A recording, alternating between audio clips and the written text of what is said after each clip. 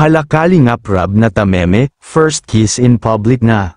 Oops, pero bago ang lahat, huwag kalimutang suportahan ang ama ng Kalingap, Kuya Val Santos Matubang, Ate Edna, Kalingap Rab at Jack Matubang.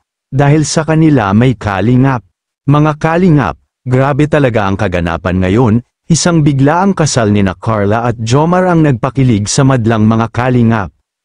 At hindi mo na talaga mapigilan ang kilig. Kung dati, mahiyain si Carla at halos hindi makayanan ang harapin ang kamera. Ngayon, ibang level na talaga ang jump Carl, isipin nyo lang mga Kalingap, sa isang iglap. Si Jomar, nakilala sa pagiging kalmado at supportive. Biglang lumapit kay Carla sa harap ng madla at nagsabi ng mga salitang para lang sa kanya. Ang kilig, grabe, at si Carla, kahit na nahihiya, ramdam ang tuwa at pagmamahal sa kanyang mga mata. Parang tadhana na talaga ang kanilang tambalan, hindi lang basta kasal ito. Ito ay puno ng emosyon, kilig, at pagmamahalan na ramdam ng bawat Kalingap sa paligid. Kung ating matatandaan, noong debut ni Viancy sa vlog ni Kalingap Rab, nabanggit ni Carla na kahit na pinagbabangga sila ni Viancy, malaki ang respeto niya sa kapwa at nakikinig sa mga payo ni Viancy.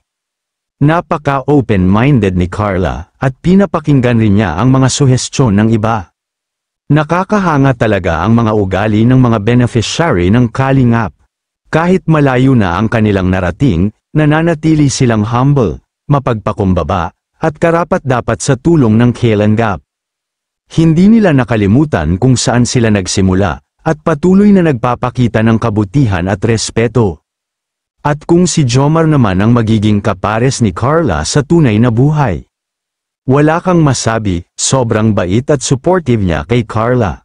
Kaya bagay na bagay talaga sila, hindi na nakakasawa panoorin ang kilig na hatid ng kanilang tambalan. Yun, gusto ko lang mag-thank you sa love and support na binibigay mo parati.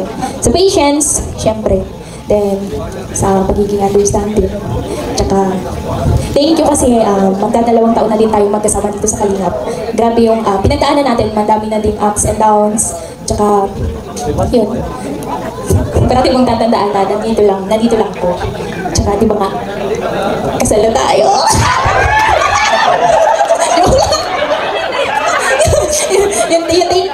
Thank you so much. Parati. I love you.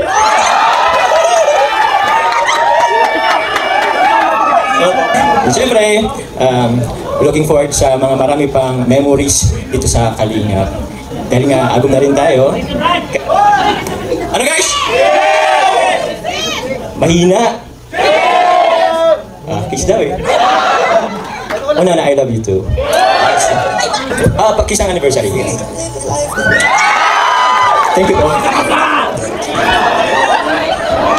Grabe talaga ang pagbabago na naidudulot ng Kalingap. Once matulungan, hindi lang basta tulong ang kanilang ibinibigay, kundi tulong na makakapagbago ng buhay, makakapagpataas ng pag-asa, at makakapagbigay inspirasyon sa madla. Kaya mga Kalingap, tandaan natin, kahit gaano kalayo ang narating natin sa buhay, huwag nating kalimutan ang kabutihan, respeto, at pagpapakumbaba. Tulungan natin ang kapwa ng may puso, at patuloy nating ipakita na ang tunay na tagumpay ay hindi lang sa yaman, kundi sa pagiging mabuting tao at sa pagbabago ng buhay ng iba. At mga Kalingap, kung akala ninyo dito na nagtatapos ang sorpresa, abangan ninyo ang susunod na kabanata ng Jump Carl, dahil may bago pang hatid na kilig at emosyon na tiyak na hindi ninyo gustong ma-miss.